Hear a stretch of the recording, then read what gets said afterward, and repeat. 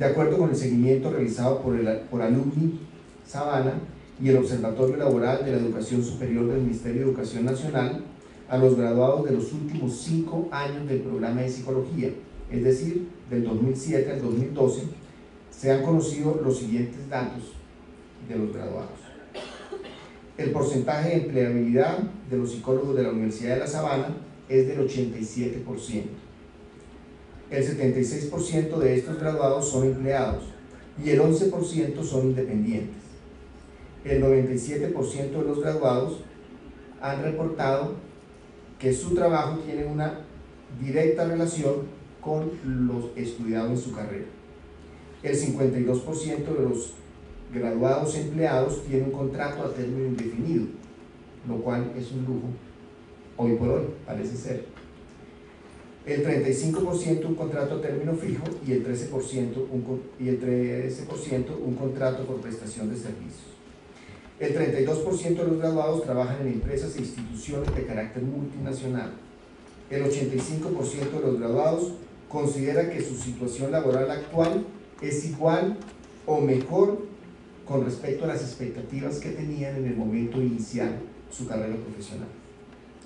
El 92% de los graduados reportó que los conocimientos aprendidos en su proceso de formación han sido útiles en su vida laboral. El 97% se considera satisfecho con la situación laboral actual. El 76% considera que tiene buenas opciones laborales gracias a la universidad que lo formó. El 89% expresó como razones para volver a estudiar en la universidad la calidad de la formación y el reconocimiento que día a día logra la Universidad de La Sabana. El 96% de hecho afirma que volverían a hacer sus estudios de pregrado en esta universidad si el tiempo retrocediera, lo que lastimosamente no ocurre. Los datos encontrados por Alumni, por el Observatorio Laboral del Ministerio y confirmados por los pares de acreditación ciertamente son alentadores, sin escapar por supuesto a la realización de un análisis pormenorizado y crítico. Sin embargo, lo que es de señalar es la importancia que nosotros como graduados tenemos para nuestra alma mater, la cual se ha definido a sí misma como una comunidad de personas, y son los graduados parte vital de esta comunidad de personas.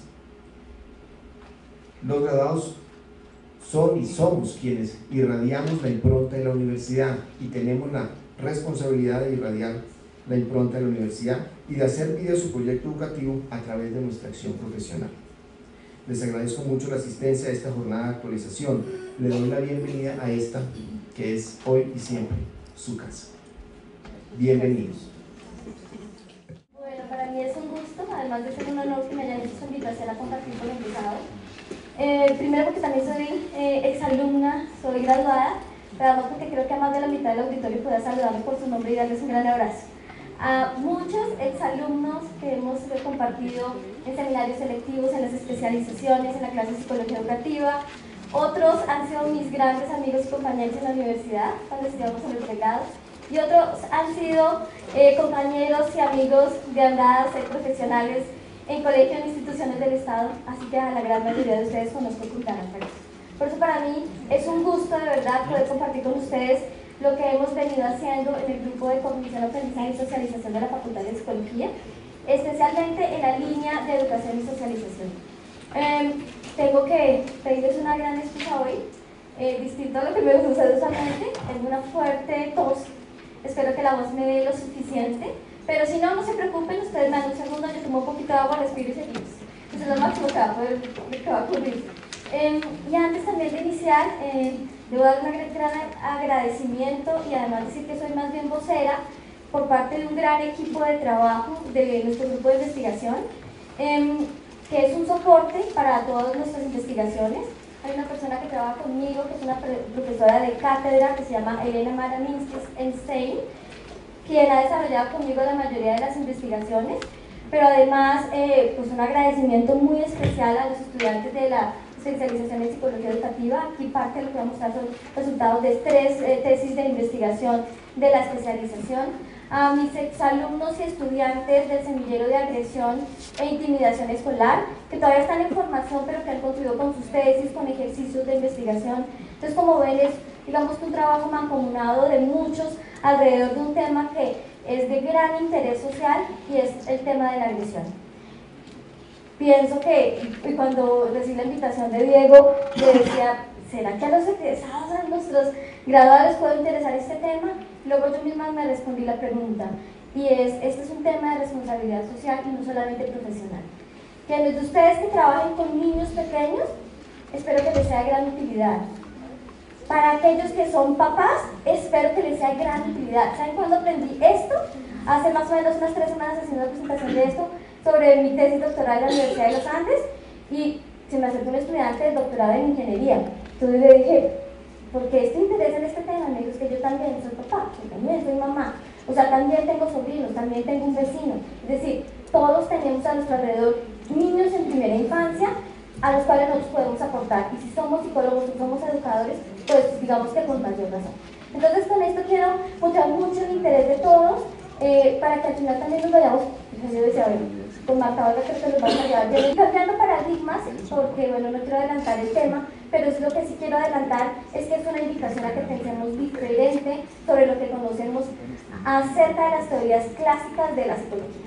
Entonces eso cuesta un montón, porque obviamente hay teorías en las que nosotros creemos muchísimo, y cómo me vas a cambiar esa idea, o sea, eso es difícil. Entonces eso lo vamos a hacer paulatinamente, y lo voy a hacer un ejercicio de desarrollar 4 grandes paradigmas en torno a la agresión a la primera infancia. Les voy a mostrar cada paradigma, y luego voy a tratar de demostrarles que es todo un paradigma.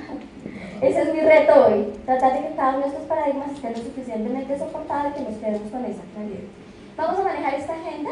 Vamos a arrancar reflexionando un poco por qué es importante la agresión en la primera infancia, por qué es tan relevante, de dónde nos sale esta idea, luego la existencia de estos paradigmas, de manera que lo primero que vamos a hacer es en qué consiste este paradigma, vamos a usarles evidencia empírica, además es interesantísima la evidencia empírica internacional, pero ya tenemos evidencia empírica nacional, es más, nuestra, de nuestro grupo de investigación. Y finalmente, retos e iniciativas. Qué importante que tengamos claras algunas cosas a nivel conceptual, que veamos qué nos muestra la investigación hoy en día, pero también qué podemos hacer desde donde estamos, cómo podemos apoyar, cómo podemos ayudar. Sin embargo, sobre esta parte, si nos queda tiempito al final, me encantaría que pudiéramos conversar y tener preguntas, y creo que a la parte de iniciativas, especialmente retas, de estudiantes con un énfasis especial. Y para que al final saquemos un par de conclusiones. También los invito mucho a que participemos, que bueno, que es un auditorio más bien concentrado, de todas maneras van a estar rotando micrófonos. La idea es que las preguntas las tengamos al final, pero ahí sí, creo que la que tiene las preguntas para ustedes soy yo. Entonces en algunos momentos voy a hacer un par de preguntas, pues quien quiera por favor levante la mano, que alguna de las personas que están acompañándonos en el auditorio les van a alcanzar los micrófonos. Bueno, y sin más preámbulos, entonces vamos a dar inicio. ¿Por qué reflexionar acerca de la agresión en la primera infancia? Y lo que hemos encontrado es que no solo para investigadores en el campo de la salud y la educación hemos encontrado un problema social, sino también hace varios años es declarado la agresión y la intimidación escolar como un problema de salud pública por la Organización Mundial de la Salud. ¿Sí? Si yo les preguntara y les diría, levanten la mano quienes conocen a un niño que ha sido víctima de bullying o agresión, creo que el 90% de los auditores levantaría la mano. Entonces, no, yo sé que no necesito mostrarles ni las cifras, ni las estadísticas, ni nacionales, ni internacionales, para que todos sepamos aquí que estamos frente a un fenómeno que tiene gran incidencia. En segundo lugar, si queremos saber, entender cómo prevenir la violencia, pues requerimos, primero que todo, saber cómo los niños y jóvenes llegan a ser adultos agresivos. ¿Qué pasa? Tenemos una idea de que la agresión es de aparición espontánea. Entonces debemos entender un poco las trayectorias, el desarrollo del comportamiento agresivo, que tiene, digamos que todo un recorrido y un movimiento en particular que vamos a tratar de trabajar hoy también. Pero adicionalmente a eso, las personas somos perfectibles, o sea, nuestra posibilidad de cambio es enorme, pero naturalmente hay unos pocos comportamientos que tienden a ser estables en la vida del ser humano, y uno de ellos es el comportamiento agresivo. Crece rápidamente, escalona muy rápido en la vida del ser humano. Cuando tenemos un comportamiento agresivo debemos hacer algo con él y muy rápido. Adicionalmente, la agresión física en la primera infancia, la agresión especialmente sostenida en el tiempo, no aquella que decrementa, sino aquella que se mantiene y que uno dice, este es un caso especial, pues es altamente predictiva de comportamientos violentos, pero también de comportamientos antisociales. Y no solamente en población colombiana o latinoamericana, también lo encontramos en otros países del mundo. Por otra parte, particularmente, aunque sabemos e intuimos la importancia de la agresión, le hemos dado mayor importancia a niños en primaria y adolescentes en bachillerato, y pensamos y descuidamos el trabajo que sobre este tema hay que hacer con la primera infancia. Y seguramente es porque tenemos muchas creencias alrededor del tema de la agresión, que lo que vamos a desarrollar ahora. Pero antes de desarrollar los paradigmas, yo quería señalar que además tenemos una mirada muy clásica de la forma como podemos trabajar con los niños. Entonces, vamos a aplicar pruebas. Sí, pero este niño no escribe. Ajá. Gran problema metodológico. No, entonces vamos a entrevistar un niño de 1 año, 2 años que no ha desarrollado el lenguaje. ¿Sí? Entonces, es no solamente la creencia que es fuertísima con relación a lo que pensamos de los niños y la atención a la primera infancia, sino además que no hemos desarrollado, pensamos que no tenemos las suficientes herramientas metodológicas para aproximarnos a ellos. Entonces, eso y otras cosas han hecho que nosotros, de alguna manera, descuidemos y demos menos atención a este tema en la primera infancia. Y además esto es resultado de paradigmas tanto académicos como culturales. Esto no nos pasa solamente a los que trabajamos con los niños, con los que intervenimos con ellos o con los que hacemos investigación, sino en el diario. En el diario vivir hay una gran cantidad de creencias que hacen que nosotros descuidemos el tema de la agresión en la primera infancia. Antes de arrancar, me gustaría hacerles esta pregunta. ¿Cuál es el pico más alto de agresión física en la vida de un ser humano? ¿La adultez? ¿La adolescencia? ¿La primera infancia? ¿O la infancia? Escojan una categoría. Por favor, levanten la mano aquellos que piensan que el pico más alto de agresión física se encuentra en la adultez. Levanten la mano a los que piensan que el pico más alto de agresión se encuentra en la adolescencia. Sin miedo, por favor, es que de eso se trata. Levanten la mano. Y por favor, tengan arriba, por favor, los que pensaron que es en la adolescencia. Me gustaría que el resto del auditorio mirara cuáles son. O sea, cuántas personas están haciendo este ejercicio. Bien, ¿quiénes piensan que es la infancia? También un grupo bastante grande. ¿Quiénes piensan que la primera infancia? Un grupo más reducido. ¿Qué nos muestra la evidencia empírica y de lo cual quisiera yo mostrar plena evidencia hoy en el primer paradigma? Es que efectivamente el pico más alto de agresión física en la vida de un ser humano está en la primera infancia. No está ni en la adultez, ni en la adolescencia, ni siquiera en la infancia. Entonces es el primer gran paradigma que queremos. Y por supuesto me imagino todas las ideas que deben estar corriendo por su cabeza. Entonces, ¿qué es lo que están diciendo? Que los niños nacen malos. Porque es que no solo tenemos creencias con relación a los niños, sino que adicionalmente tenemos creencias sobre lo que es la agresión. ¿Sí? Entonces yo creo que ese va a ser un buen inicio. Vamos a desarrollar 4 paradigmas entonces. El primero de ellos tiene que ver con el desarrollo de la agresión física, inicia con la escolarización y tiene su punto más alto en la adolescencia. ¿Les suena? Eso aprendimos nosotros, eso nos enseñaron. Pero ¿qué culpa? La ciencia avanza afortunadamente. Y ya sabemos que no es tanto. Bueno, yo les voy a tratar de demostrar eso. La idea es que el inicio un poco más alto de la agresión física está durante la primera infancia. El segundo paradigma tiene que ver con la agresión como un comportamiento aprendido y maladaptativo. ¿Sí o no? A mí que no me van a decir que la agresión es buena. O sea, es un comportamiento maladaptativo. Versus la agresión como parte del desarrollo.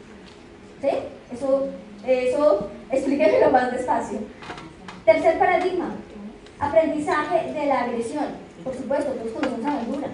Y nos acordamos, ahora lo vamos a tratar de todo un poquito, y su experimento clásico de Bobo y cómo los niños repetían comportamientos agresivos. Entonces Bandura tiene una relevancia en nuestra formación académica impresionante.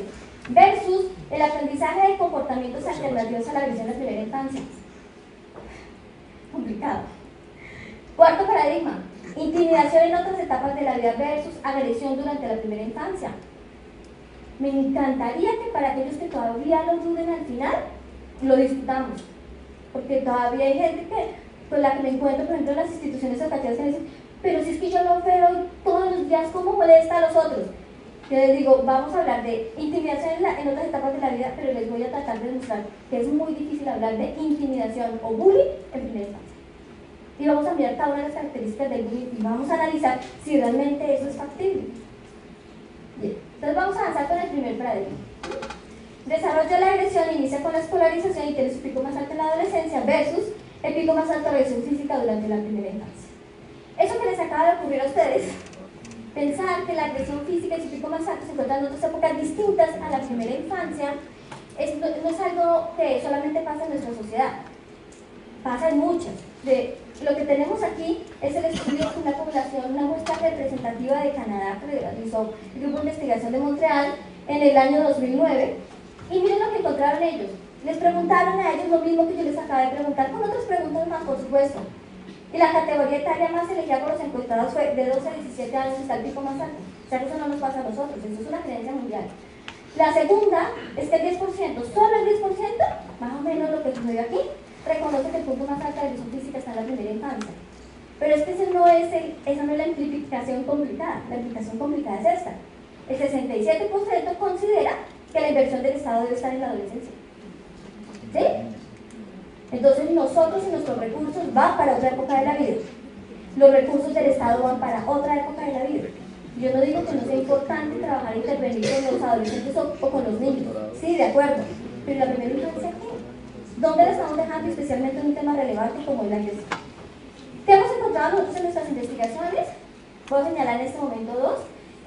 La investigación que hicimos con Mara fue una etnografía longitudinal hecha durante 2 años con niños entre los 3 y los 5 años de colegios públicos y privados de la ciudad de Bogotá en sector rural y urbano. Hicimos comparativos. Y la siguiente, Barreto, es una estudiante de la especialización que hizo una investigación específica sobre creencias y prácticas de padres y profesores sobre la agresión en la primera infancia. ¿Y qué fue coincidente en las dos investigaciones? Que la agresión aumenta con los años. ¿Sí? O sea que obviamente si va aumentando con los años, el pico más alto tiene que estar en la adultez o en la adolescencia necesariamente. La segunda, que los niños pequeños no lastiman, los adolescentes son los que cometen los delitos. Y vamos a ver que sobre eso también tenemos una gran cantidad de creencias. Y la tercera, a medida que los hijos crecen, las amistades en medio generan más comportamiento agresivo. ¿Sí? ¿Qué hay ahí? Aprendizaje social. Claro, porque es aprendido. O sea, el videojuego, por ejemplo, yo digo que no, pero eso lo vamos a discutir un poco más. ¿Sí? De manera tal que aquí tenemos nuestro clásico paradigma, que ya lo hemos venido anotando. Y usualmente me quiero concentrar en esta: la agresión aumenta como resultado de variables contextuales. Ves que tiene unos amigos nefastos. ¿Sí? Ellos pegan, entonces el mío pega.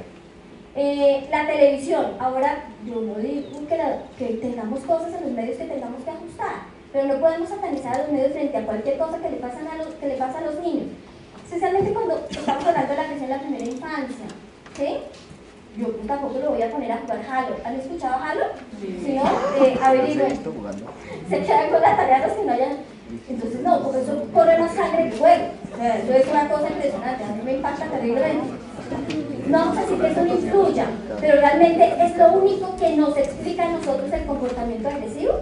¿Realmente solamente aprendemos con la imitación de modelos? Surge la duda. Cambio de paradigma: los estudios longitudinales realizados en diferentes partes del mundo ya nos están mostrando que el pico más alto de la agresión está entre los 2 y 3 años de edad. ¿Sí? Piensen ustedes en sus hijos, nietos, sobrinos, primos, los que se acuerden. Y usualmente le dicen a las mamás: yo no sé qué le pasa, está con una cosa, en la época de la pataleta se tira al piso, no me hace caso, me reta, le pega a la mamá, le pega al otro, con los hermanitos es una tragedia. ¿Qué está pasando en esta época de la vida? ¿Sí? La frecuencia y el uso de la agresión física tiende a incrementarse entre los 30 y 42 meses de edad. ¿Sí? Pero luego, ¿qué ocurre? Una cosa bellísima en desarrollo, que tenemos que descubrir y explicar, que luego decrementa esa agresión al ritmo constante. Para aquellos que todavía estén pensándose la cosa, aquí la tenemos. ¿Sí? Vamos a hacer el siguiente ejercicio entre todos. Lo que tenemos aquí es una trayectoria del desarrollo del comportamiento agresivo. Esta es población canadiense, pero pude haberles puesto Noruega, pude haberles puesto brasilera, pude haberles puesto americana, y créanme que la trayectoria era tremendamente similar. ¿Sí? Lo que tenemos aquí abajo entonces es la edad de los chiquitos. Esto es una muestra de 4 a 11 años. Fueron más de 16.000 niños canadienses. ¿Sí? Lo que tenemos en el cuadrito es agresión física de niños, en el rombo tenemos agresión física de niños. Vamos por ahí, por ahora. Y aquí lo que tenemos es unas cifras de frecuencia, digamos que una estandarización de puntuaciones. Entonces lo primero que quiero pedirles es que revisen estas dos líneas, esta y esta, y que saquemos por lo menos dos conclusiones. ¿Qué podemos decir de esta? A ver, agradezco mucho que si no tienen cuenta nuevo, suelten unos altos que les pida el micrófono, y si no, hablen durito que yo creo que nos vamos a escuchar sin ningún problema. ¿Cuál es la conclusión? ¿Qué pasa con esta trayectoria?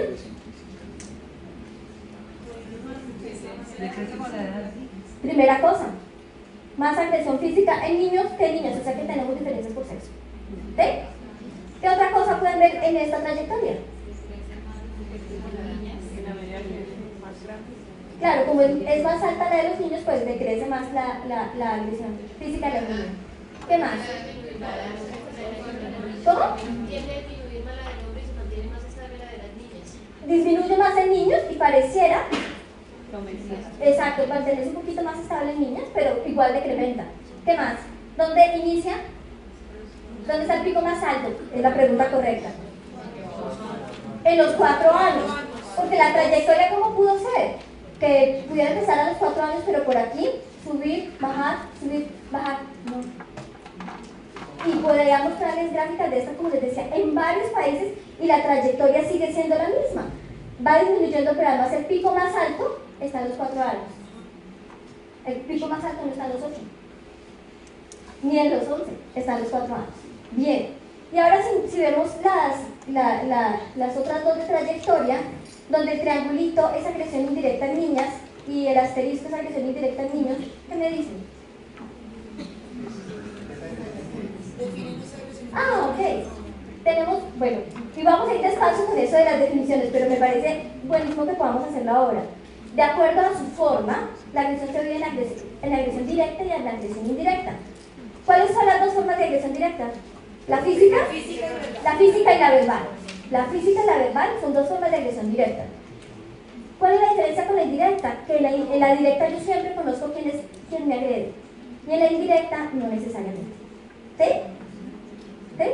Y hay múltiples formas de agresión indirecta, por ejemplo un rumor, un chisme, ¿sí? Es una forma de agresión indirecta cuando yo no sé quién ha generado el comportamiento agresivo, ¿sí? Entonces, ¿qué pasa entonces con el comportamiento y con la agresión indirecta en estas trayectorias? ¿En dónde es más alta? ¿En niñas o en niños? ¿Perdón? En niñas. La trayectoria es diferente dependiendo de la forma, ¿sí? Y también eso nosotros lo hemos encontrado en los estudios colombianos, eso está tremendamente comprobado. ¿Qué otra cosa podemos decir de la trayectoria de la agresión indirecta? ¿Aumenta o disminuye al ritmo constante? Aumenta al ritmo constante. ¿Por qué si la agresión física disminuye al ritmo constante, por qué la agresión indirecta aumenta? El lenguaje es una gran explicación, ¿sí? Aunque la socialización debería influir en las dos, tanto en la directa como en la indirecta. El lenguaje es un gran hito que nos marca cambios, pero también el desarrollo cognitivo y otras cosas que vamos a ver ahora más adelante. Pero dense cuenta como esto tiene una explicación muy importante desde el desarrollo, ¿sí? Desde la comprensión del desarrollo de los niños. De manera que, si el punto más alto de la agresión está a los 4 años, entonces cuando inicia, eso fue lo que empezaban a preguntarse los psicólogos, los psiquiatras y especialmente criminólogos en el mundo. Caramba, si el punto más alto aquí en esa trayectoria está a los 4 años, entonces ¿cuándo empezó? La segunda, esta pregunta requiere necesariamente comprender el desarrollo y el origen de la agresividad humana. ¿Sí? ¿Cuándo empieza y cómo es que se desarrolla? Y resulta que ellos empiezan a darse cuenta, y nosotros, porque todos aquí somos graduados de psicología, que hemos trabajado con una cosa que se llama la curva de la edad y la delincuencia. ¿Lo han escuchado?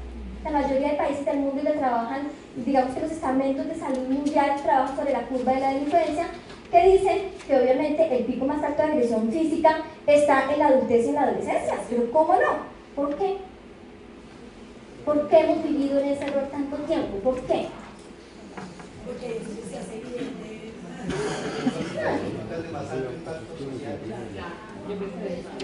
porque son las investigaciones a las cuales se le presta atención.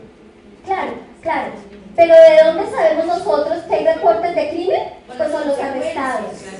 Todos los países trabajan con los arrestados, nosotros no somos la excepción. Yo trabajo con el Instituto Nacional de Medicina Legal y Ciencias Forenses y el centro, bueno, no sé cómo se llama ahora, pero el Centro Nacional de Referencia sobre Violencia recoge cuáles son las, digamos que los delitos más comunes en donde se presentan y qué rango de edad. Entonces, si yo le pregunto a ellos, ¿en dónde está el pico más alto de agresión física? Pues ellos me lo dicen de acuerdo a sus estadísticas. Pero miren esta cosa tan linda. Si tienes 8 años de edad y agredes físicamente a alguien, no te van a arrestar. Entonces, ¿esa cifra dónde queda? Esa no se contabiliza, esa no existe. No se preguntaron cuándo iniciaba, no nos habíamos preguntado cuándo iniciaba el comportamiento agresivo. Estábamos trabajando sobre adolescentes con patologías que tenían comportamiento agresivo y estábamos trabajando con delincuentes que eran arrestados. Pero necesariamente el comportamiento agresivo no está en este tipo de personas, ¿sí? No solamente está en poblaciones con estas características. Y finalmente estas trayectorias están confirmadas en diferentes partes del mundo y lo que está sucediendo es que están revolucionando nuestras teorías psicológicas más clásicas sobre la agresión. ¿Sí? ¿Por qué? Porque es aprendido. ¿Por qué? Porque la agresión disminuye con la edad, con la socialización. ¿Sí? Entonces, estamos reevaluando varias teorías. Este fue el estudio que les acabo de mostrar ahora sobre creencias de la población canadiense. Esta fue la muestra y de la gráfica, este fue el rango de edad con el que se hizo la trayectoria y se determinaron los patrones de agresión en este caso. Y aquí están las conclusiones de las que ustedes hablaron ya muy bien. Hay mayor agresión física en niñas que en niños. El punto más alto está en los 4 años. La agresión física disminuye a ritmo constante. La agresión física es más frecuente que la agresión indirecta. ¿Sí? Y ya vimos algunas, empezamos a observar algunas posibles explicaciones. La agresión indirecta es más alta en niñas y menor en niños. Y la agresión indirecta aumenta con la edad. ¿Por qué? Y empezamos a pensar un poquito sobre eso. Y ahí vamos. Y ahí vamos. Miren la conclusión. Que les queda leer un poco más sobre las trayectorias del desarrollo comportamiento agresivo. Hay cosas realmente muy interesantes. Pero ¿qué se concluye y qué es lo que han mostrado los estudios en la mayoría de partes del mundo? Que no se encuentra ningún grupo de niños en el cual pareciera haber un comienzo o algún mantenimiento después de un número significativo después de los 6 años de edad. ¿Sí? No es como un dolor de muela el comportamiento agresivo. Hoy amanecí agresivo. No. Y nosotros sí pensábamos que eso podía ocurrir. Tiene una trayectoria, tiene todo un recorrido y todo un desarrollo, pero tampoco ocurre años después de los 6 años de edad. Por lo menos no con el comportamiento agresivo físico. Vale. Pero entonces, ¿qué? Ya más o menos vamos aclarando las ideas, pero entonces, ¿qué es importante que hagamos los países con esto? ¿Qué debemos hacer en las regiones? Primero, educar trayectorias de desarrollo en padres, cuidadores, profesores, todos los que estamos cerca a los niños. ¿Sí? ¿Por qué? Con la intención de entender que el comportamiento agresivo tiene un orden, tiene una razón de ser en el desarrollo. Y esto requiere hacerlo en los términos más sencillos posibles. Ya que les mostré la gráfica, y que les mostré la gráfica, y miremos cómo pasa, cómo ocurre. Ustedes han trabajado con niños, todos somos psicólogos. Imagínense tratando de explicarle esto a un papá con una característica bien diferente. ¿Sí? La segunda, que se ha contextualizado, importantísimo. ¿Por qué? Porque no podemos decir, ah, no, el comportamiento agresivo es buenísimo. Eso dijo en la conferencia de la Sabana. No. Hay que hacerlo y hacerlo bien y contextualizado por las personas con las que estamos trabajando, si son profesores, o sea, cómo vamos a llevar la información de una forma adecuada, porque cambia paradigmas, pero esa razón tiene que ser permanente. Yo sé que ustedes se van pensando algunas cosas con relación a esto, pero igual, dejar de pensar que un niño puede ser agresivo solamente porque está viendo Los Simpsons o cualquier otra cosa, y solamente es por eso, no es una idea fácil de cambiar. Tenemos muy arraigado en nuestra cultura la idea de que el comportamiento agresivo es externo, que es aprendido por modelos sociales. Y la última, es necesitamos desarrollar material educativo apropiado, tanto para niños como para profesores, para todos. Si ustedes buscan en las librerías, me he puesto la tarea y diseñamos ya un cuento infantil sobre esto, uno encuentra que el comportamiento agresivo en los cuentos, por ejemplo, para niños, tiene esta mirada clásica, es aprendido a través del tiempo. ¿sí? Para los padres igual para los profesores. Entonces, a través del material que tenemos nosotros y que podemos utilizar en los terapéuticos, en procesos educativos y de lo que quieran, pues va con un paradigma diferente. Bien, las trayectorias se refieren a tendencias, ¿sí? Que esto lo encontremos en otras partes del mundo no significa que no debamos mirarlo con cuidado en nuestra población colombiana y en nuestros niños. Esa es la gran trayectoria, pero en países latinoamericanos se han encontrado, por ejemplo, un 17%, entre 15 y el 20% que mantienen la agresión a ritmo constante y no la decrementan a ritmo constante. ¿Sí? Son casos más atípicos que obviamente muchos psicólogos han ubicado en cuadros diagnósticos y este tipo de cosas. Entonces hay que mirar con cuidado, aunque existen unas trayectorias, pues no metamos a todos los niños en este mismo saco, menos no teniendo un contexto cultural tan particular como el que tenemos. La otra es, necesitamos acortar la distancia entre el conocimiento científico versus el conocimiento de la población, eso les pedimos gran ayuda. Nosotros hacemos ese esfuerzo donde nos invitan, vamos a los congresos, vamos a trabajar con profesores, vamos a trabajar con papás, o sea, que sea una forma de gladiar adecuadamente ese conocimiento y acortar esa distancia tan grande que tenemos entre lo que se sabe sobre el comportamiento agresivo y lo que realmente está en la realidad de las personas que todos los días trabajan con los niños. Se requieren más estudios longitudinales en países de América Latina, pero yo sí creo que un gran reto es que nosotros bajemos esos trabajos longitudinales, cuantitativos, que nos hablan como en la gráfica de esos picos, a trabajos longitudinales, etnográficos, de entrevistas, de acompañamiento en la realidad. ¿Qué me dicen los trabajos de los canadienses? Que el pico más alto está a los 4 años. ¿Por qué? Y eso no lo encuentro. Fue el trabajo en el que nosotros nos hemos puesto. ¿Por qué? ¿En qué interacciones? ¿Qué tipo de juegos generan más el comportamiento agresivo? ¿Qué pasa, por ejemplo, en un aula de clase que antes del recreo se dispara más el comportamiento agresivo físico que en otros momentos del día? Y más interesante todavía, ¿qué pasa con los niños que no han llegado al contexto escolar? Más o menos en qué edad se están escolarizando los nuestros. Nuestros niños están escolarizando entre 3 y 4 años aproximadamente. De ahí para atrás la gran mayoría podrían estar en centros de cuidado o en casa. Y entonces ahí, ¿cuál ha sido nuestro trabajo? ¿Cómo hemos empezado a entender el comportamiento agresivo? Y parece que solamente existe cuando llegan al colegio. Y la última, pues esas técnicas sofisticadas de las que yo les estoy hablando. Hay una cosa interesantísima que nosotros hemos empezado a hacer y nos ha dado pistas increíbles, es el seguimiento de artefactos culturales. Por ejemplo, ¿con qué juegan los niños hoy en día? ¿Cuáles son los objetos con los cuales juegan? El iPad, ¿sí? ¿Qué otra cosa usan? Videojuegos. ¿Y cuando están en aula? Cualquier otro objeto, ¿sí? Y van a ver ustedes, ahora cuando hablamos en el tema de desarrollo, que la tenencia de objetos en esta época de la vida es tremendamente relevante y cómo interactúan los niños con un objeto. Entonces, si yo veo a los niños alrededor, por ejemplo, de un iPad, y un niño de 3 años quiere jugar uno y el de 8 quiere jugar otro, ¿cómo empieza toda esa negociación del conflicto? Alrededor de un objeto. Entonces hemos empezado a mirar no solamente las personas, sino los objetos que en la cultura los niños utilizan para interactuar y con los cuales aprenden. Y hemos encontrado pistas muy interesantes sobre el comportamiento agresivo que va más allá de solo el modelo que está en ese código. Vale. Entonces, ¿ustedes creen que la agresión es un comportamiento negativo y maladaptativo? ¿Sí o no? Es que eso ahí lo dice, depende. ¿Es o no es un comportamiento maladaptativo? Levanten la mano los que creen que realmente el comportamiento agresivo es negativo o maladaptativo. Levanten la mano. Los que creen que no. Los demás no opinan. Muy bien. El comportamiento agresivo siempre se ha aprendido. Ya hemos trabajado un poquito sobre eso hasta ahora.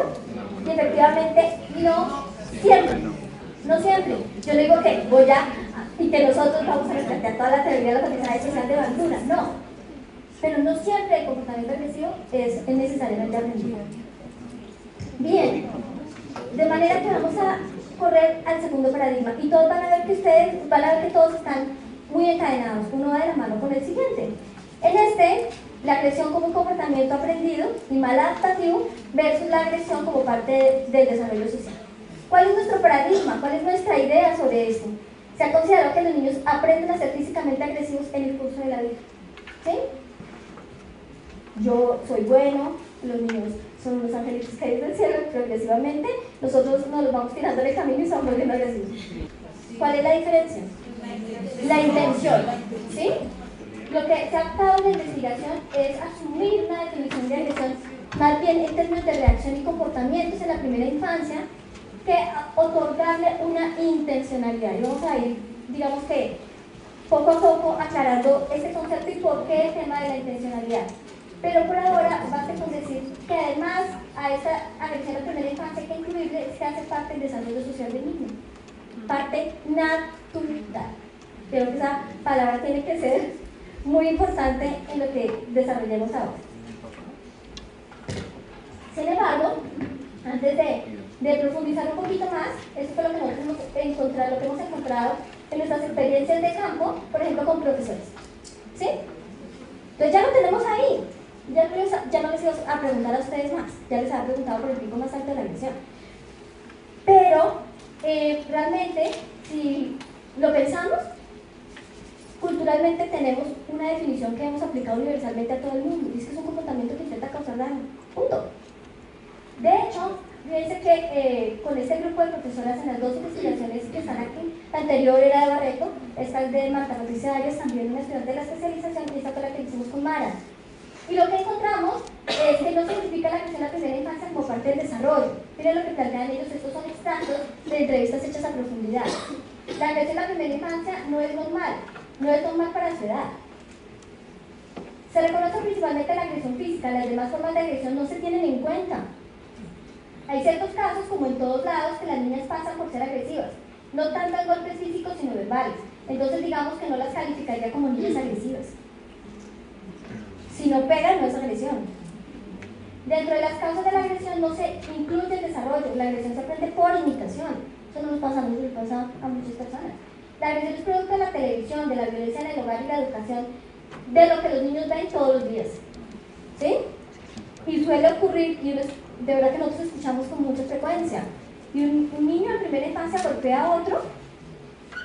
Todavía no voy a especificar, por ejemplo, situaciones concretas. Primero que dicen, eso debe ser que papá le pega a la mamá. Y de una, los papás son los más culpables. ¿Sí? Eso debe ser que vive en un barrio demasiado inseguro.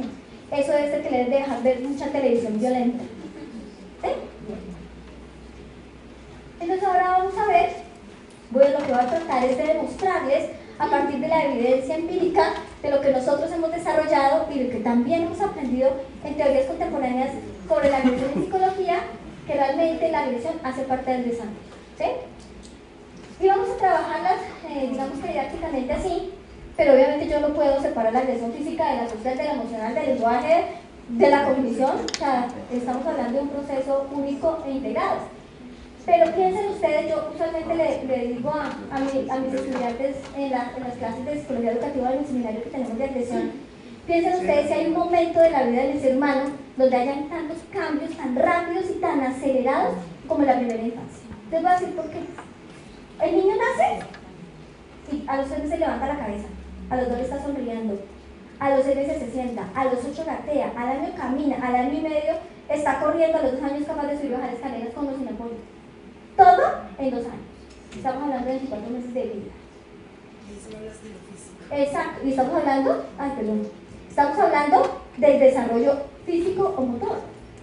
Pero ¿qué implican esos cambios físicos o motores de manera tan acelerada en el desarrollo del niño y que tiene que ver con el comportamiento agresivo? Por ejemplo, la capacidad de agarrar objetos. Un niño, cuando empieza el gateo, empieza toda la actividad de lo que se llama la exploración del mundo. Y entonces un chiquito ha visto un objeto que ha querido coger y corre rápidamente, o sea, corre no, gatea rápidamente hasta llegar al objeto y lo encontró en la mano del hermano. ¿Qué hace el niño? Agarra el objeto con una habilidad que ya empezaba a desarrollar y lo jala, es lo que quiere. Eso lo dice yo.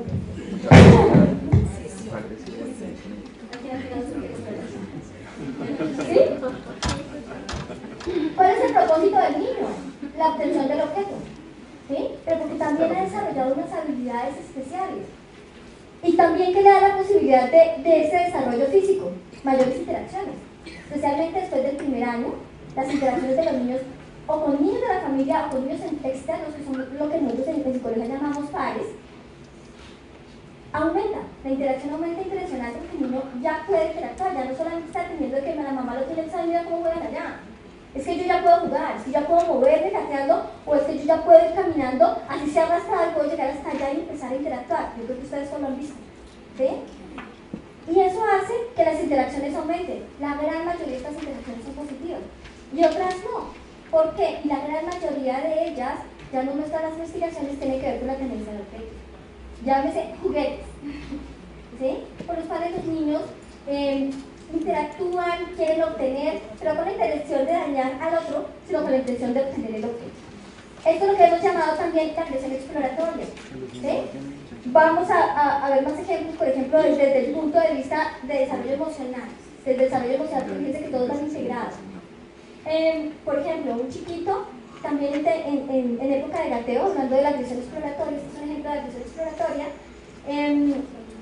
gatea rápidamente porque hay un espacio que ha visto que quiere hacer, o una acción que quiere hacer, y se gatea rápidamente y llega al borde de la escalera, ¿sí? Familiarmente conocido, o a meter el dedo en la toma de la luz, porque eso les causa particularmente mucha tensión.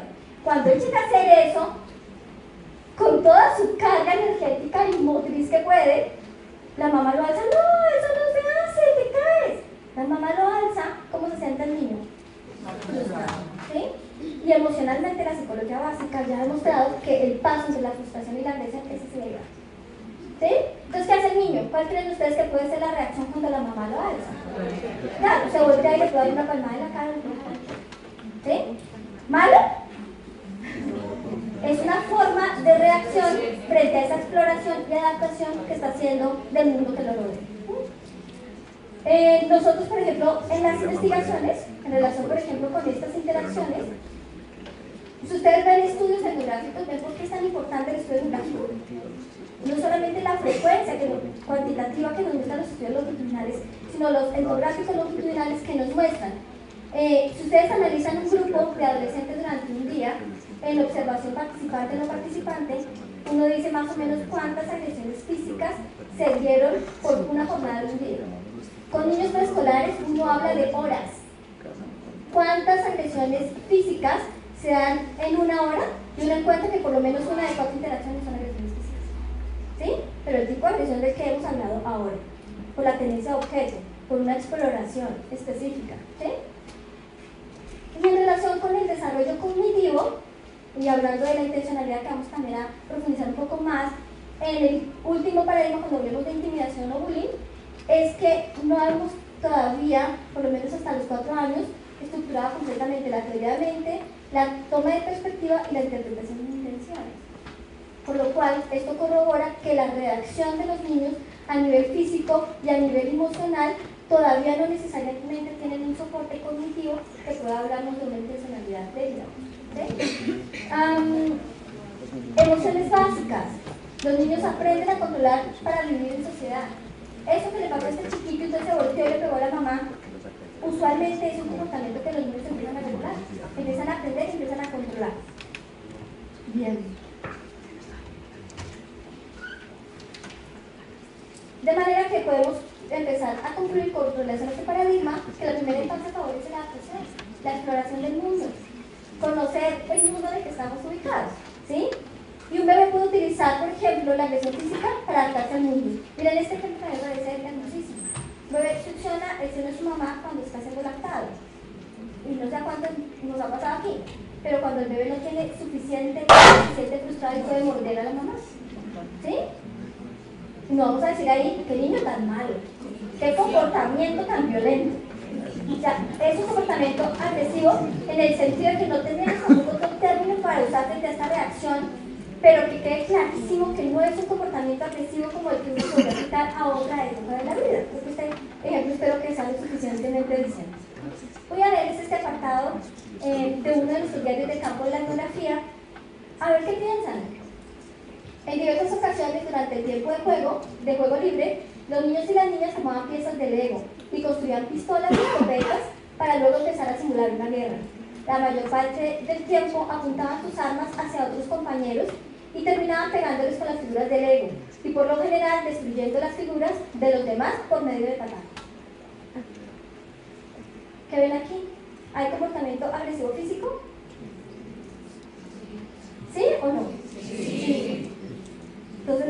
pregunta ¿es pelear o es jugar a pelear? ¿Sí? ¿Qué nos hemos dado cuenta nosotros en el transcurso de estos años en las investigaciones? Es que nos pasa con mucha frecuencia a nivel de desarrollo que podemos asumir que un juego brusco es un comportamiento agresivo. Y en la primera infancia, la frecuencia del juego brusco es altísima. Lo que sucede es que si yo llego como un observador desprevenido y observo esto, y entro a un salón de clase y veo esto, o al cuarto de mi hijo que está con sus primos, ¿yo qué pienso? Que hay un comportamiento agresivo físico porque estoy descontextualizado. Pero entonces, ¿qué me permite a mí diferenciar? Hay muchas cosas, pero hay una sustancial que me permite a mí diferenciar un juego brusco de un comportamiento agresivo. ¿Cuál es? ¿Cuál puede ser la diferencia entre un juego brusco y...? Pero yo como la veo, si yo llego y estoy en estas como 6 inversiones. ¿Hay juego de roles? ¿Qué más? Todos están disfrutando. Exacto. La diversión es un elemento fundamental del juego. Cuando sucede eso en mi casa, es que estábamos jugando, mamá, yo te digo, no, yo no voy a estar divirtiendo. O sea, no la está pasando rico. ¿Es un comportamiento agresivo o estamos hablando de un juego brusco? Entonces, esto es fundamental entender el comportamiento agresivo en la primera infancia porque solemos confundirlo y equipararlo con mucha frecuencia con el comportamiento agresivo. Entonces, es importantísimo estar contextualizados. Por ejemplo, acá. Entonces, el juego brusco como parte del proceso de desarrollo social y adaptativo del niño. Y entonces sobre eso también recae todo un paradigma. ¿Por qué pensamos que necesariamente el juego brusco es malo? Porque lo asimilamos de una vez como comportamiento agresivo, y el comportamiento agresivo tiene una carga absolutamente negativa en cualquier época de la vida, como ya lo hemos dicho. El propósito del resultado es diferente, es divertirse. Entonces yo puedo encontrar ese episodio que yo acabé de leerles, que fue lo que nos pasó a nosotras, pero también observar que los niños estaban muertos de risa. ¿Sí? Exactamente. Distinto a si yo encuentro que 3 o 4 están llorando y uno está botando sangre porque el dedo se le clava en la cabeza, o no sé, cualquier cosa similar. ¿Sí? Los participantes se están divirtiendo, aunque para quienes observan puede ser un episodio de agresión. Cuando uno habla de comportamiento agresivo en primera infancia, yo siempre sugiero mucho observar a través del tiempo. Diga, es que yo lo vi ayer pegándole y por eso es un niño pegando. Espérate un segundo. Hagámoslo con más calma, miremoslo en otros escenarios, en otras actividades, con otros grupos de niños. No es una cosa que debamos hacer con tanta premura, porque usualmente además con estas cosas solemos etiquetar fuertemente a los niños. Son etiquetas que los acompañan por mucho tiempo. Entonces, ¿cuál es el aporte del juego brusco? Nosotros parte de este trabajo lo presentamos en el Simposio Internacional de Bullying el año pasado en Medellín y tuvimos con uno de los investigadores nacionales, que creo que todos lo conocen, que es Enrique Chávez, una discusión sobre el torno al juego brusco. Una cosa que es fundamental es que tenemos muy poca investigación sobre el juego brusco. No solamente en Colombia, en el mundo entero. Es un tema sobre el cual debemos explorar muchísimo más. Pero ¿qué hemos encontrado por lo menos hasta ahora? Que cuando los niños juegan bruscamente, controlan sus reacciones agresivas y eso hace que se disminuya la frecuencia de una agresión real. Piensen ustedes en un juego brusco, yo les voy a escribir uno mundialmente conocido. Hay papás que aquí seguramente lo reconocen rápidamente, son a los tigres. O sea, el chino se avanza sobre el papá y el otro por acá, y entonces uno ya no le ve la cabeza, pero realmente lo que hace el niño es un juego brusco, pero trata de controlar la fuerza de manera tal que es brusco pero no pego. ¿Sí han visto eso?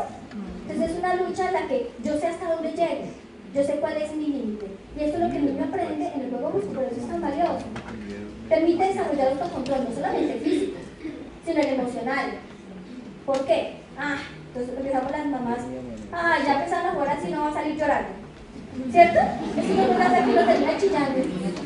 ¿Y qué sucede aquí? Que también el niño aprende control emocional. Sé que también aquí puedo perder y no siempre puedo ganar. Y debo aprender a manejar la frustración, que es la clave en el manejo del comportamiento agresivo en la primera infancia. Es lo que nosotros vamos madurando, la frustración. Entonces eso en el juego uno lo ve todo el tiempo. Si ustedes le agregan esto, comprometerse y respetar una serie de reglas, no, nosotros dijimos que sin morder. Pierdes y muerdes. Y los niños ponen sus propias reglas. ¿Ya? Y adicionalmente, comprender cuáles conductas son acertadas o no, que se parte también de las reglas. El juego brusco, pero no pegar. El juego brusco, pero no me humilles. El juego brusco, pero no me chantajees. Si tú haces esto, pues yo te doy esto. No, en este juego eso no está permitido. Pero para eso hay que observar. ¿Sí? ¿Se dan cuenta por qué es tan importante la observación? O sea, hay que observar, porque de lo contrario, a mí me pasó uno de mis ejercicios en formación de estudiantes, uno de mis auxiliares de investigación.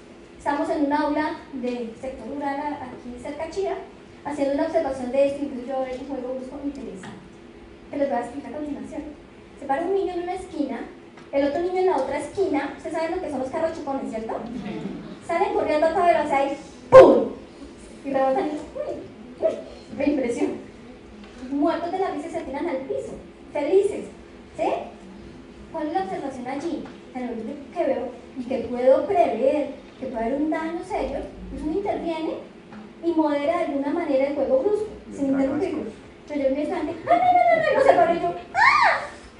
Te tiras de toda esa observación, déjame ver qué sucede, ¿sí? Pero es importantísimo poder estar allí haciendo eso. Los que trabajan con preescolares saben que es muy importante acompañar esos espacios de juego. No para interrumpirlos, pero sí para moderar, porque los niños están aprendiendo a controlar. Pero si yo no los modelo, luego digo que los niños son precoces. Y eso sí me sale más fácil, ¿sí? Bien. Entonces, afirmar que el comportamiento de agresión en la primera infancia es parte del desarrollo y por tanto es natural, implica que no debemos hacer nada. Y yo les decía desde el inicio, no quiero que se vaya diciendo aquí la agresión es absolutamente normal en la primera infancia, entonces que se vea. No. Por favor, no. ¿Sí? Sí debemos intervenir, sí debemos educar. Nuestro trabajo allí es eminentemente educativo. Pero, ¿por qué lo digo? Porque puede ocurrir. Por ejemplo, una mamá con un bebé, piensen ustedes de unos 7 meses, alzadito, así, teniendo el alzado, y se acerca otro por detrás a cogerle su babero, pensando en un episodio que vi. Entonces el otro bebé le jala el babero, y este chiquito le empuja la mano durísimo, y se voltea a la mamá y dice, ¡ay, tan divino! ¡Ya se defiende! Culturalmente nosotros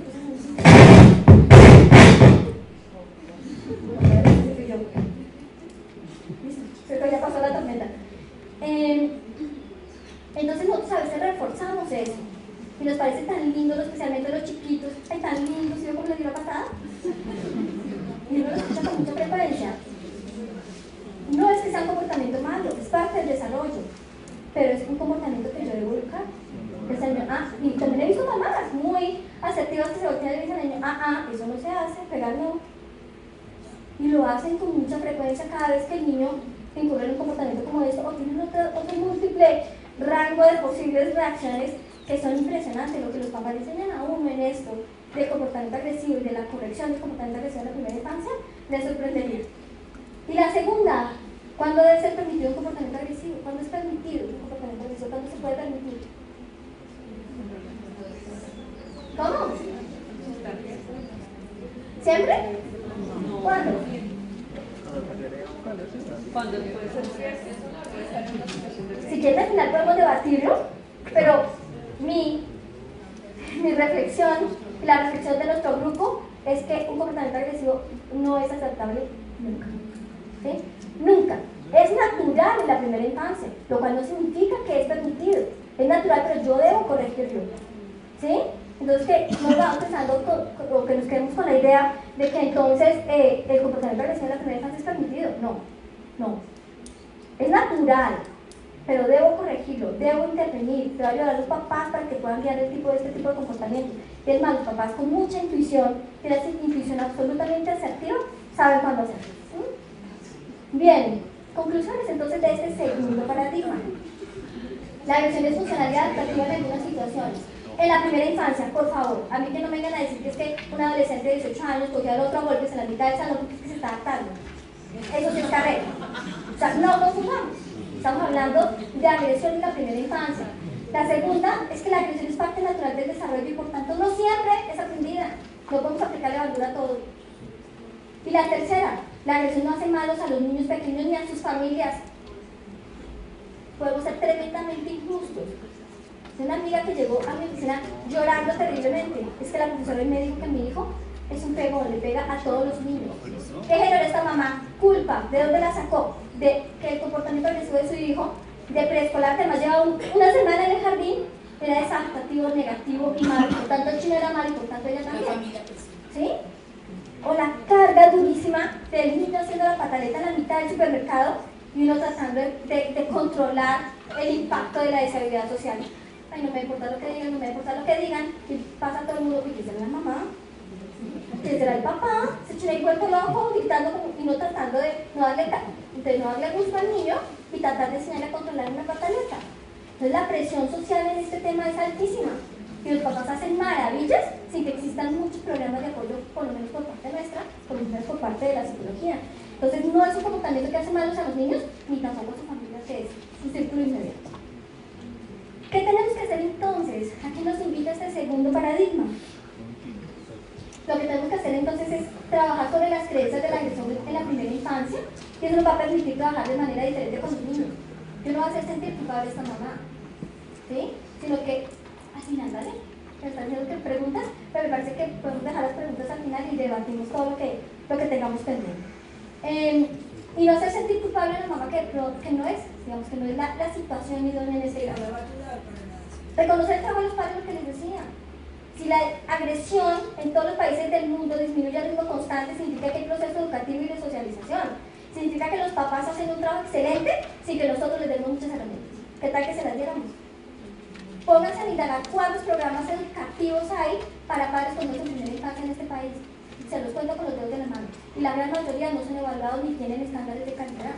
Es un trabajo que nosotros, la psicología, especialmente la psicología educativa, le debemos al país. El otro tema es la intervención y la importancia del juego brusco.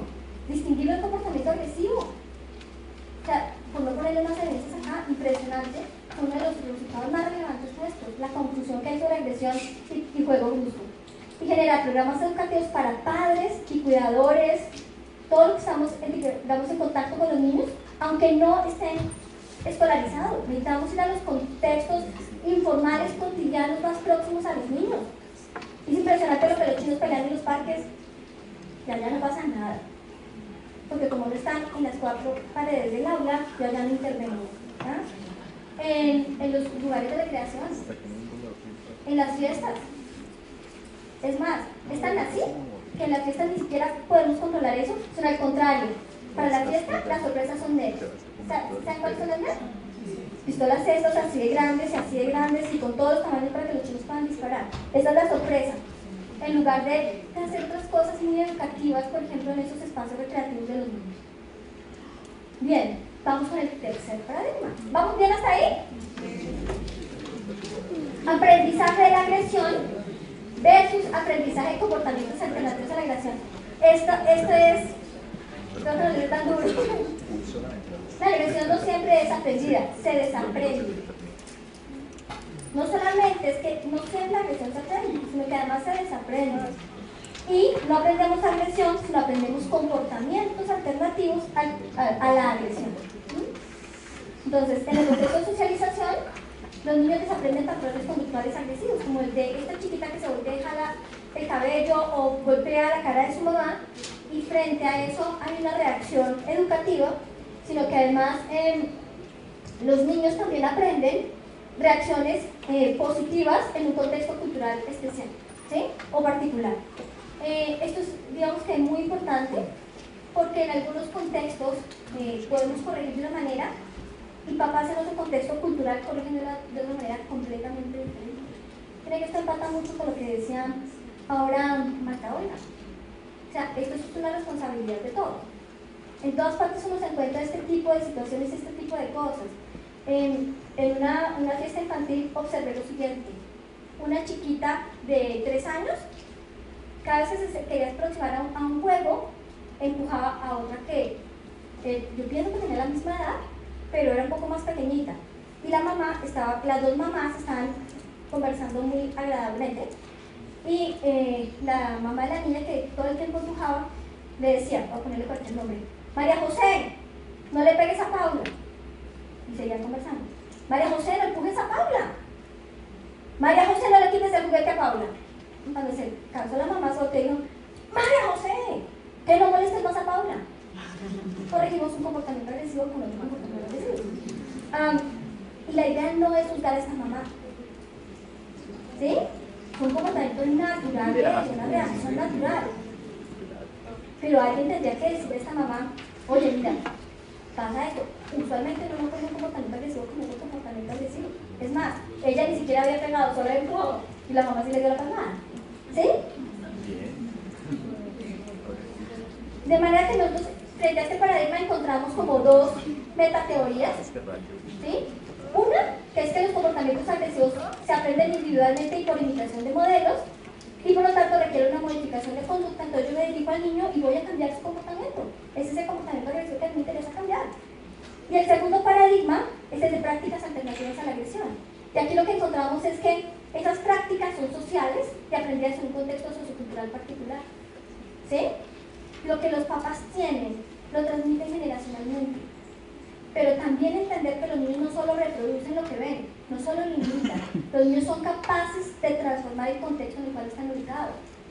Un niño no replica con sus pares en primera infancia la forma como interactúan sus papás, o solamente la forma como interactúan sus papás con sus amigos. Los niños no solamente imitan, ellos son capaces de ponerle su propio toque personal. ¿Cierto? ¿Pero qué nos dicen las teorías? Que eso se transmite necesariamente y únicamente generacionalmente. ¿No? Yo no digo que no sea cierto, es verdad, uno le deja mucho a los niños, pero también ellos tienen la posibilidad, ese gran potencial, que son tan activos en su desarrollo, que son capaces de modificar este tipo de cosas. Y ese es el potencial del que nosotros nos tenemos que pegar. ¿Sí? Esta capacidad transformadora de los niños de sus propias interacciones. De lo contrario, lo único que yo pienso, fíjense aquí donde iría mi intervención, a los papás porque son el modelo de ese niño. Aquí no, voy a los papás pero fundamentalmente a él y a su grupo de pares, donde está interactuando y donde está construyendo relaciones sociales. De manera que eso sí nos da posibilidades, no solo de un cambio de conducta, sino un cambio social. Por eso es todo un paradigma diferente. No es solamente cambiar a un niño, es que cuando uno transforma a un niño, le ayuda a un niño, está cambiando toda una generación. Es un poco la mirada. Y nosotros hemos visto que un punto interesante puede ser el tema de las prácticas alternativas a la agresión, que básicamente tienen que ver, y fundamentalmente tienen que ver con las personas que están involucradas en una actividad o en un episodio agresivo. ¿Quiénes estaban? ¿Qué estaban haciendo? ¿Qué estaban jugando? No estaban jugando. Fue por un lápiz. ¿Por qué fue? Los valores culturales implicados. ¿Ustedes han visto la película Los Niños del Cielo? Esa interacción entre hermanos por un par de zapatos, si no la han visto, por favor, véanla. Es muy distinto, ellos, no solamente por su pobreza, sino que además perder un par de zapatos era de una contundencia impresionante, porque los zapatos en las culturas orientales tienen un significado especial, tanto que para algunos lugares sentados me los quito. ¿Sí? Esto no me pasa con los niños de aquí, esto me puede pasar con los orientales. Acciones y tareas que demandan esa actividad. ¿Qué actividad fue? ¿Qué fue lo que generó? ¿Por qué terminó el conflicto? O sea, entender el tema de la agresión en contexto. No solamente es que yo vi que le dio la palmada, pero ¿qué pasó? ¿Quién se involucró? ¿Dónde inició? ¿Cómo terminó? Y además, los propósitos o motivos de los participantes, que no se refiere eso a la intencionalidad. ¿Era por el objeto? ¿Qué fue? ¿Qué fue? Es con ese detalle por el que debemos estar informados cuando trabajamos con el comportamiento agresivo. Nosotros hicimos una indagación sobre prácticas muy positivas que utilizan nuestros profesores, tanto en colegios públicos como privados, en zona rural y en zona urbana. Y esto es un resumen súper chiquito, pero ellos los invitan al diálogo. Así sean muy chiquitos. Es impresionante la habilidad de papás y profesores para lograr eso. ¿Sí? La reflexión, que no es tan fácil de hacer, porque su desarrollo cognitivo a veces lo dificulta. Pero piensa un poquito que eso no se hace. Y para aquí. Pues piensa que eso va a generar un daño a tu amigo, porque entonces, no, cada persona no se pone con esa disertación. Es muy concreta, pero lo invita a eso. También la demostración de afecto, invitarlos a reconciliarse y al perdón. ¿Me perdonas? ¿Los han visto? Pero también el refuerzo diario de normas. Esto me mata a mí. Se sabe la canción del señor Elefante, entonces lo voy a cantar porque me da oso. Señor Elefante, eso no se hace, eso está muy mal. Y si lo vuelve a hacer, se lo volvemos a cantar. Entonces, uno golpea en aula y viene el refuerzo social inmediato, pero es del grupo de pares. Y el niño reacciona también frente a eso. Eso es una cosa muy utilizada en nuestro contexto. Para los que tienen preescolares también lo saben. El trabajo cooperativo, por ejemplo, las instrucciones claras. Si la instrucción, hago trabajo cooperativo, pero las instrucciones no son claras, terminan ellos enrollados porque es que esta era mi hoja, no la tuya. ¿Sí? Corregir un comportamiento agresivo con otro agresivo, eso ya lo hablamos. ¿Sí? Y algunas que podríamos mejorar, que hemos visto que se presentan con cierta frecuencia y que podríamos trabajar sobre ello. 1. Castigos como aislar al agresor. ¿Sí? Lo que le genera al niño es culpa, lo que estoy haciendo está mal, es malo. Hablarle más fuerte para que entiendan. Macabre lo decía ahora, ¿no? El grito. Las reglas en el salón de clase con contenido negativo, que son amenazantes. Tú sigues haciendo esto y te quedas sin recreo. Pocas actividades estructuradas en algunos lugares, especialmente en los rurales. Entonces hay demasiado juego libre. Y cuando hay juego libre, en esta época de la vida hay juego brusco. Y el tránsito, si yo no lo chequeo, puede ser pronto. Entonces, si yo dejo que la mayoría de mi jornada no sea estructurada, esto puede aumentar los índices de agresión física. Estos son los modelos clásicos de intervención que hemos tenido para la agresión. No me voy a tener sobre ellos, basta con decirles que se ha demostrado que los programas dirigidos a profesores solos no son efectivos. Podemos discutir mucho al final si quieren, pero no son efectivos. Más efectivos son los programas dirigidos a padres, pero más efectivos, si yo los combino con los programas dirigidos a niños, en este tipo de cosas son los más usuales: competencias sociocognitivas, socioemocionales, solución de problemas, valores. Esto es de una revisión hecha, una revisión teórica hecha de investigaciones y de intervenciones hechas en América Latina. Esto es lo que más usualmente ocurre. Entonces hemos visto que una muy buena posibilidad aquí es trabajar sobre el tema de creencias. Tenemos que cambiar las creencias y los paradigmas que tenemos sobre la agresión en la primera infancia. Trabajar el tema de la vida cotidiana con sentido pedagógico, la vida cotidiana más allá de las aulas, porque los niños de primera infancia, la gran mayoría, no están en aula, no todos están en aula. Desarrollar programas contextualizados, como lo hemos dicho ahora, pero también programas que fomenten valores, pero específicos para esa población. No lo que creemos en el mundo que es positivo, lo que es bueno. Uno va a una institución y en otra valoran otra cosa diferente. Entonces eso también tenerlo muy en cuenta para el tema de las intervenciones. Acá solamente a nivel de ejemplo, no me voy a tener en ellos. Para los que les interese, con muchísimo gusto hemos desarrollado algunos modelos de lo que pensamos que pueden ser programas de intervención sobre agresión en primera infancia. Uno de ellos fundamentado en apego, el apego seguro a partir de la experiencia de Bowlby, cómo los modelos internos de trabajo nos ayudan a generar relaciones de cuidado en el aula o en la casa. Tenemos un segundo modelo dirigido a padres, que los padres estimulen el desarrollo con cariño en los niños, intervenciones frente al comportamiento del adulto, aprendizaje de consecuencias de sus actos, por ejemplo, en el caso de los chiquitos, esas reacciones de los padres frente al comportamiento agresivo. Voy a dar un ejemplo de este para ilustrar un poco lo que hemos venido trabajando en este programa, y es el castigo corporal. ¿Sí? Por ejemplo, si un niño hace una pataleta, entonces yo le doy una palmada, ¿sí? Porque tengo que enseñarle que eso no se hace. Pero es que una pataleta es un descontrol de reacciones emocionales, y cuando el papá da una palmada, ¿qué está haciendo? Mostrar todo su descontrol emocional. ¿Sí? Más o menos a eso se refiere esta intervención. Prácticas sociales y emocionales, todo lo que tiene que ver con control emocional. Prácticas lingüísticas, cómo estimular el desarrollo del lenguaje para la expresión emocional, para la expresión de la frustración y disminuir de esa manera el comportamiento agresivo de los niños. Y finalmente, ¿qué nos quedan como de estas iniciativas de este tercer paradigma? Es que definitivamente vamos a pensar interacción entre contextos versus componentes o agentes. ¿Por qué lo decimos? Porque pensamos que debe darse una intervención a nivel de estos contextos y no a nivel de programas multicomponentes, como vamos a intervenir en el aula, vamos a intervenir papás, vamos a intervenir todo suelto. No, es una intervención contextual e integral. Por el otro lado, dejar la idea de pensar que vamos a intervenir más bien en prácticas que en competencias. Las competencias son más de corte individual, más centradas en la carencia. Pues que el niño le falta, es que el niño está transformando lo que sabe, lo que tiene, para socializarse diferente. Entonces vamos a hablar de prácticas no desde la vida cotidiana, sino para la vida cotidiana. El niño aprende a tratar para cualquier escenario de la vida.